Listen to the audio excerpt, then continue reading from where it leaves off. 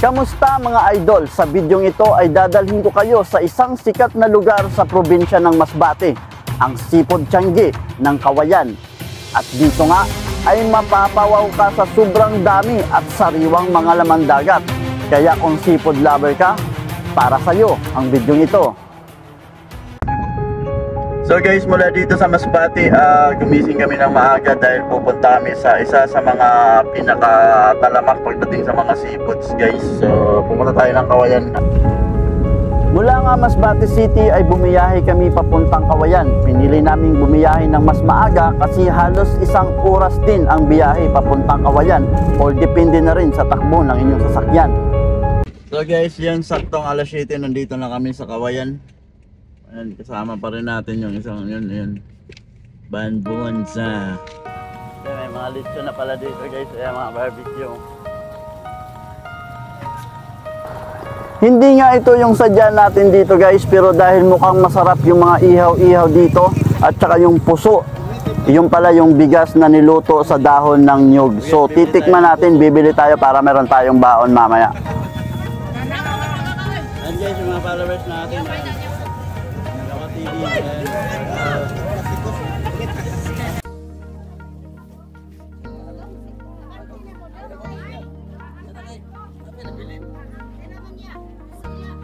so dito guys sa Tiangge na ito, hindi lang to puro seafoods, kundi iba't ibang uri din ng mga paninda tulad ng mga sibuyas, kamatis, ayan, mga gamit sa bahay. So meron mga gulay, prutas, kaya sobrang daming tao kasi nga tuwing linggo lang ito nangyayari, yung Tiangge dito sa Kawayan. So yung halos hindi tayo makadaan sa sobrang dami ng tao.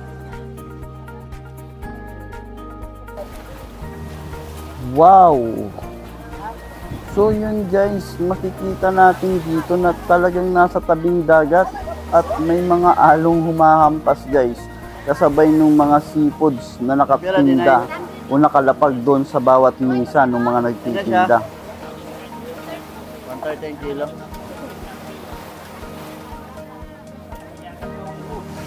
So guys, tingin-tingin muna tayo tapos balik tayo mamaya. Ay, pera man lang, pera tumpok. 150.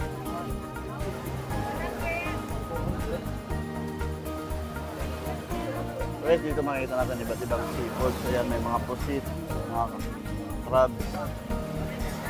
Ayan, may mga maganda rin dito guys. Tapos, mga seaweeds.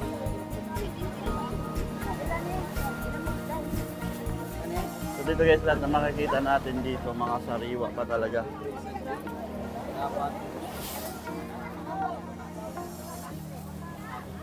So dito guys, mga kasag. Ayan. Ate, tagpirang kasag. Lambay ba yan? 350 ang kilo. So 350 yung kilo guys. Parang 350. Sinakaw ni naninda.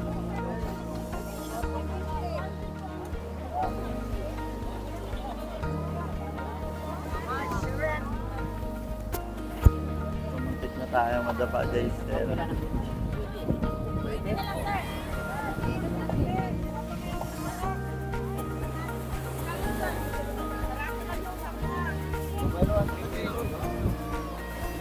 So dito mga daing na.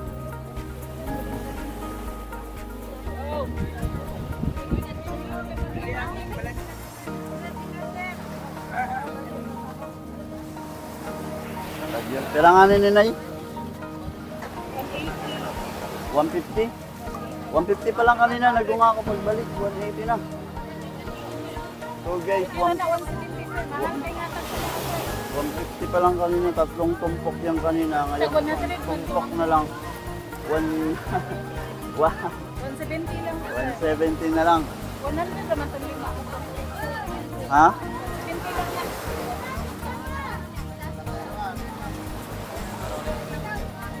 Anong tawag dito, Nay?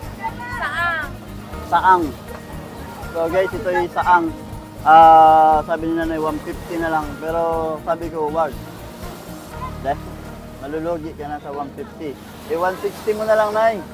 180 mo na sa 170 lang. 170, sige, kukunin na natin ito, Nay.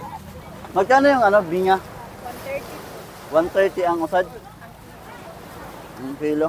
Ina siyang ano, ina, pira mo nina. So.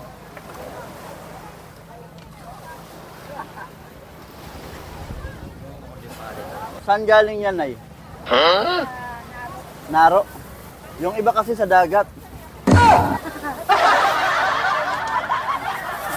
Walay tayo dun. So, ayan. Sad lang, ay lang. So guys, bibili tayo ng... Anong tawag dyan? Anong tawag dyan, Nay? Kasag na... Ibang uri ng ano. Alintugas. So sobrang saya nga guys sa pamimili dito kahit malayo, na-enjoy talaga natin yung ambience dito na mayroong padagat. So maraming salamat at shout out sa lahat ng mga nagtitinda dito sa Seafood Tiangge na ito sa Kawayan. At sa lahat maging sa gulay vendor, so shout out po sa inyong lahat. Maraming salamat at kung hindi ka pa nakapag-follow guys, pa-follow naman at pa-heart na rin.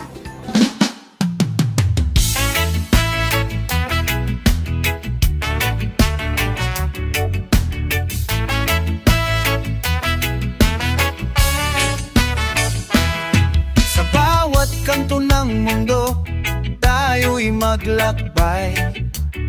Sinupo TV, kasama ko sa araw na kay saya. Mula sa araw ng umaga, hanggang gabi masaya. Magkakasama ang saya, walang humpay, walang sawa. Pasyal hanggang dulo ng langit. Yuko TV, sa'yo ako'y sumusunod. Bawat tanawin, kahit saan pa man, laging may ngiti. Sa ating ang saya'y walang